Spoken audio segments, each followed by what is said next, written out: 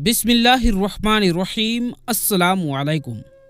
प्यारे दोस्तों, यजीद इब्ने मुआविया इतिहास का एक ऐसा इंसान है कि जिसका जिक्र तब तब होता रहा है और तब तब होता रहेगा कि जब जब हज़रत इमाम हुसैन का जिक्र होता रहा है और जब जब हज़रत इमाम हुसैन का आगे भी जिक्र होता रहेगा। क्योंकि दोस्तों, यही वो हुक्मरान था कि जिसकी हुकूमत में, या ये कहिए कि जिसके ऑर्डर पर ही 61 हिजरी 10 मुहर्रम के दिन करबला के मैदान में हज़रत इमाम हुसैन और उनके तमाम घर वालों के साथ वो सब कुछ हुआ कि जो आज के दौर में हम लोग हिस्ट्री के किताबों के अंदर पढ़ते हैं।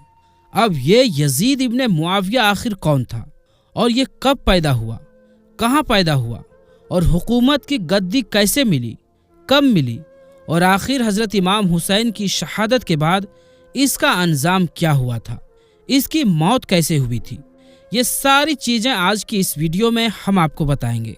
तो इस वीडियो को आखिर तक ज़रूर देखिएगा। प्यारे दोस्तों, यजीद की पैदाइश हकीकत में किस साल में हुई थी, इस बात को लेकर इतिहासकारों की अलग अलग राय पाई जाती है, मगर फिर भी अगर ज़्यादातर की माने तो ये जन्म 645 या फिर 646 ईस्वी के करीब में हुआ था और इस्लामिक कैलेंडर के हिसाब से 25 हिजरी में।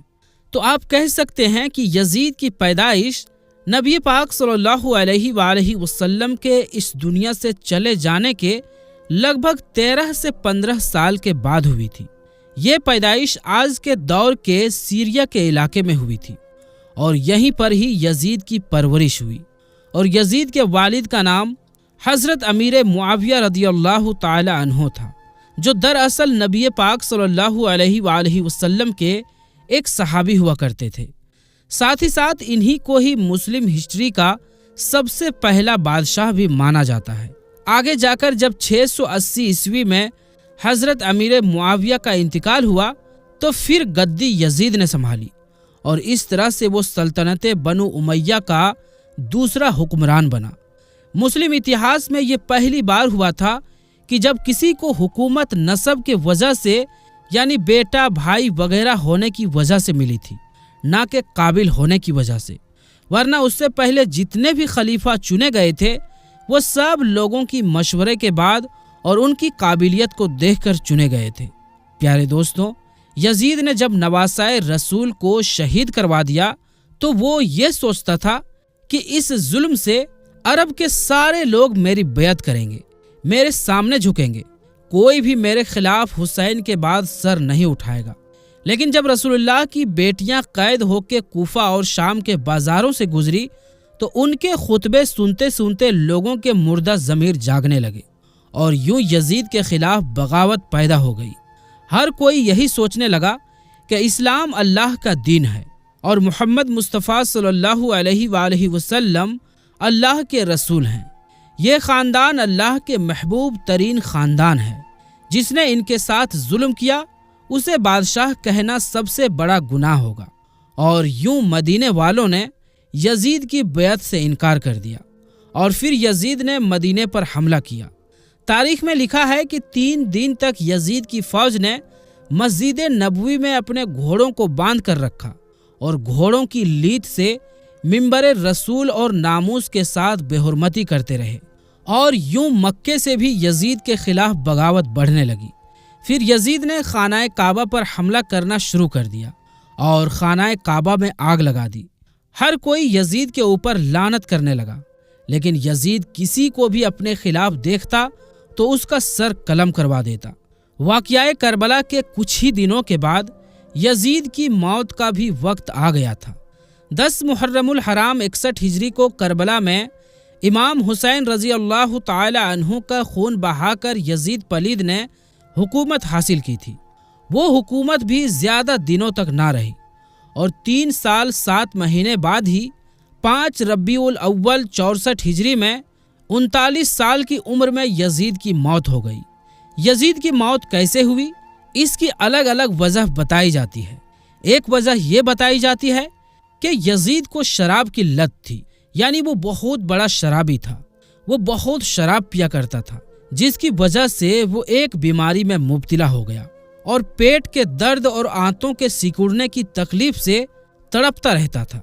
यानी जिस तरह मछली पानी के लिए तड़पती है, यजीद भी उसी तरह तड़पता रहता था। मौत के कुछ दिन पहले यजीद की आंतें सड़ गई और उसके पेट में कीड़े पड़ गए और यजीद का पेट अंदर से खत्म हो रहा था। यानी यजीद की जो आंतें थी वो पिघल रही थी। यजीद तकलीफ और शिद्दत से चिल्लाता था। यजीद जब पानी पीता था तो पानी का कतरा जब हलक से नीचे उतरता था तो उसे वो अंदर से चुभने लगता था। इस तकलीफ से वो अपना सर पीटता रहता था। उसके महल के लोग यजीद को इस हालत में देखकर यही कहते थे कि ये आज़ाब हुसैन इब्ने अली को प्यासा रखने की वजह से है। अजीब कहरे इलाही की मार थी। यजीद का हाल ऐसा हो गया था कि वो पानी के बगैर भी तड़पता था और पानी पीकर भी चीखता था।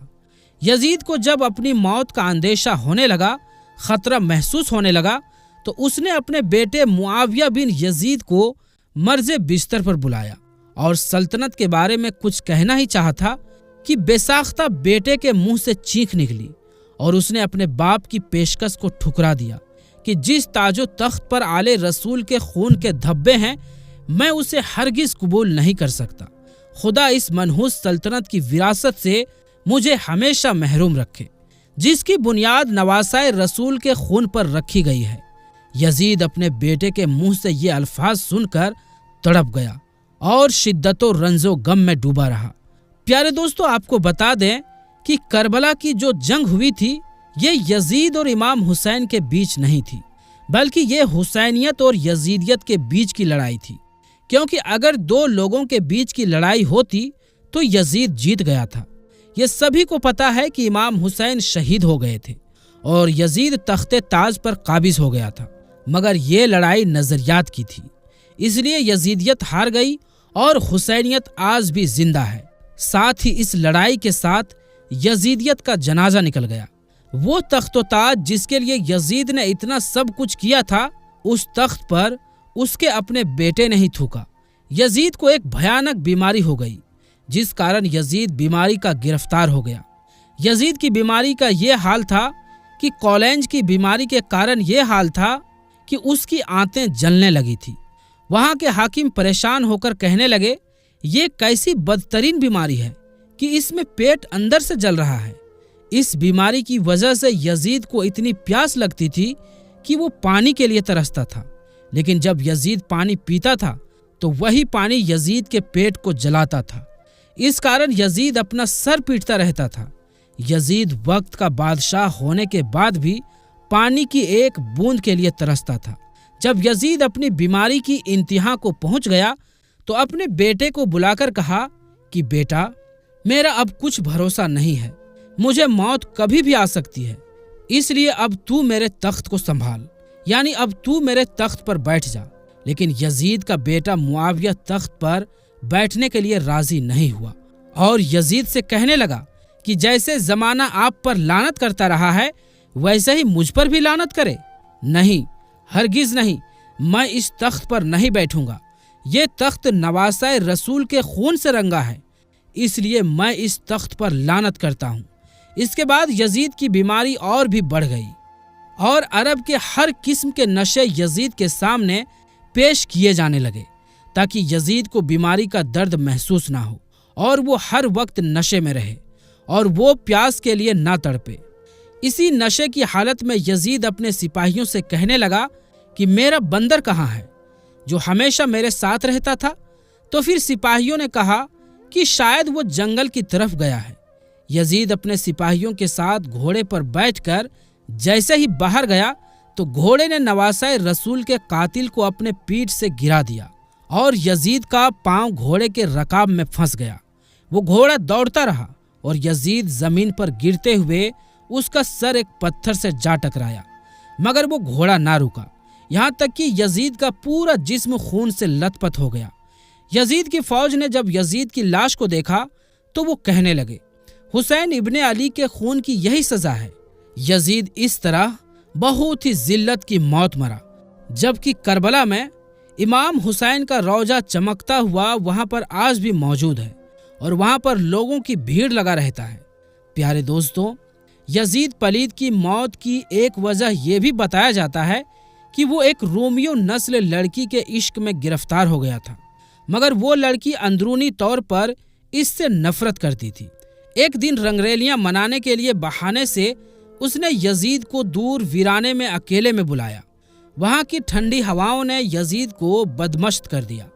उस लड़की ने ये कहते हुए कि जो बेगैरत अपने नबी के नवासे का गद्दार हो वो मेरा कब वफादार हो सकता है, खंजर से वार पे वार करके चीर फाड़ कर उसको वहीं फेंक दिया। कुछ रोज उसकी लाश चील कौवों की दावत में रही। आखिरकार ढूंढते हुए उसके नौकर चाकर वहां पहुंचे और गड्ढा खोदकर उसकी सड़ी हुई लाश को वहीं दफना दिया। प्यारे दोस्तों, यजीद की कब्र कहाँ है? तो आपको बता दें, यजीद की कब्र मजूल दमिश्क में है। ये जगह दमिश्क में है जहां लोग कूड़ा फेंकते हैं, और इस कूड़े के नीचे ही कहीं पर यजीद की कब्र है, मगर निशान भी नहीं कि कहाँ है। लेकिन इतना पता है कि इस कूड़े के नीचे ही कहीं यजीद की सांपों से भरी हुई कब्र है। यजीद जुल्म के इंतहा तक पहुंच चुका था और रहम और शफकत से उसका दिल बिल्कुल भी खाली था। फिर ऐसे लोग खुदा की रहमत के उम्मीदवार कैसे हो सकते हैं? यजीद को आज कोई याद नहीं करता, हमेशा उस पर लानत होती रहेंगी। अल्लाह ताला हमें शराब, नशा और तकब्बुर से बचाए और हमेशा ईमान पर रखे और ईमान की हालत ही में मौत अता करे। आमीन या रब्बुल आलमीन। तो प्यारे दोस्तों, हमारी आज की ये वीडियो आपको कैसी लगी? अगर ये वीडियो आपको अच्छी लगी हो तो वीडियो को लाइक करें और इस वीडियो को अपने दोस्तों रिश्तेदारों में ज्यादा से ज्यादा शेयर कर दें, ताकि लोगों को यजीद के मौत के बारे में पता चल सके कि कितना दर्दनाक मौत हुआ था। तो प्यारे दोस्तों, आज के लिए बस इतना ही। इंशाअल्लाह मिलेंगे फिर किसी नई वीडियो में। तब तक के लिए अस्सलामु अलैकुम, अल्लाह हाफिज।